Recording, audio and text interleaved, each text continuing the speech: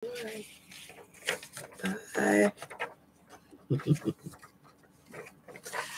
Next, I have Aquarius. Aquarius. Okay, Aquarius, let's get down to business. We're dealing with the fact that Jupiter went retrograde in the 11th house of hopes, dreams, and wishes.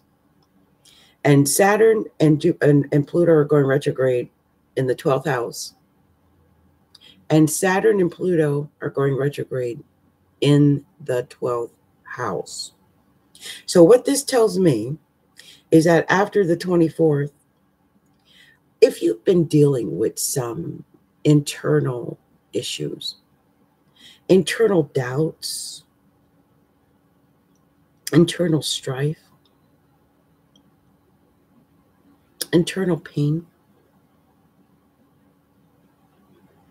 you might be able to fix that, or at least you might feel like you're healing between April 24th-ish to the middle of September, beginning of October.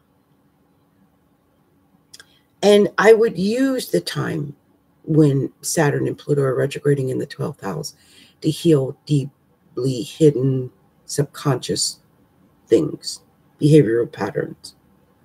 If you're able to master that while they are retrograding in the 12th house, you might find that your life will never be the same, because these are major, and it's preparation for when Saturn moves into the first house of Aquarius. So it's a great time for healing. Also, there's a lot of emphasis in the second house too, with Neptune there, Mercury and Venus. You might have found that money, I don't know if you've not been working hard enough, but money should have been pleasantly able to come through. If not, with Neptune there could have been some confusion about money, and that could be a real issue. Also, there's been some emphasis on communication, and your communication could have really, I don't know what happened on the 5th or 6th, but something might have happened around the 5th or 6th that you got in some communication that took you for a loop. Chiron is there. You might have cried. Mercury is there. Mercury's going to be there anyway after the 17th. And Venus is going to be there after the 20th. But I'm thinking when Chiron and the new moon and the sun were there, that maybe someone said something to you, or you got a call, or some form of communication that made you sad, or made you deal with some hidden pain, because Chiron always rules where there's pain. And there could be some pain that, down in the house of communication. Now, it could have to do with your family. It could be extended family members. You might have some wounds and pains that need to be healed. When it comes to extended family, this could be like, brothers, sisters, aunts, uncles, cousins, nieces, nephews, that type of thing. Maybe someone said something, or may say something that hurt your feelings or get you all up in your feelings. Please be aware that this could happen. Also, there is Uranus down in the 4th house. And so I'm thinking something really strange might have happened with your family. You might have had a weird fallout even with your family. Just know it's temporary. It has a lot to do with Uranus. I would hate to think that this is something that's going to follow you for the next 7 years. That would be horrible. But I can see where you could have had some issues that cropped up in the month of April or late March because of, that emphasis of Uranus down in the 4th house, which is the home life and your security and your stability and your mother and all of those things. You might have felt like, you don't have the stability and stable home life that you once thought you had. You might feel like it's all over the place and doesn't have the structure that you once imagined that you had there. And this might be something you have to work on over the next 6 years to establish the structure that you need to feel safe and secure in the world. Mars is in the 5th house in Gemini.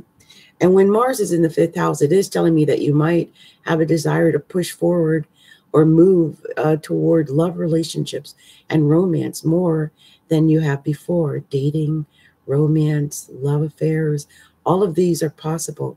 It could manifest in taking chances, like playing the lotto, uh, playing lotto tickets and just taking chances in general, and gambling. So be aware of the tendency to gamble when you shouldn't gamble. Also, it could indicate that someone is just really being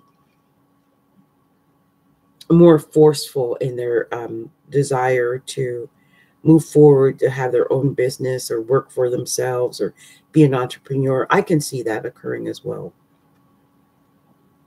Also, the North Node is in the 6th house in Cancer.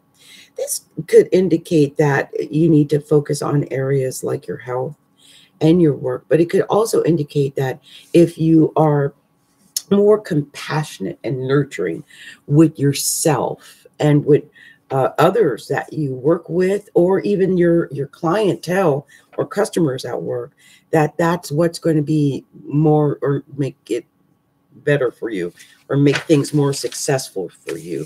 It's all a matter of taking care of you, but also taking care of your work and any possible clients that you might have. I think I would work with my customers and treat them with love and compassion, and it's almost like you'll be treating your customers like family. I could see that happening as well. But I could say this: if you do that, I think it'll lead to money. So do that.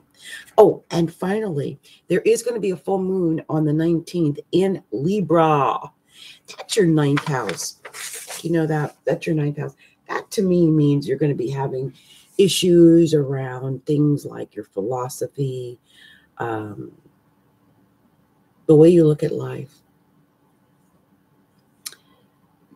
like the way you see the world. You might suddenly change. You might have felt one way about the world, saw the world in one way, and suddenly you see the world differently. Now, the full moon is going to be there, and so it just may be that it might be highlighted that, it might have to do with travel. It might have to do with legal things. It could have to do with government. It could have to do with education. You might, whatever it is, you're going to feel that on an emotional level, So be aware of that, okay? All right. So it has been my pleasure doing this reading for you guys. And I am hoping that during the month of April, my Aquarian friends, that you're going to find a higher level of understanding in all things, okay? And that, you don't let emotions get the best of you in any kind of philosophical arguments or debates. I would definitely avoid that, okay? All right? Okay. Much love and light to you. Bye now.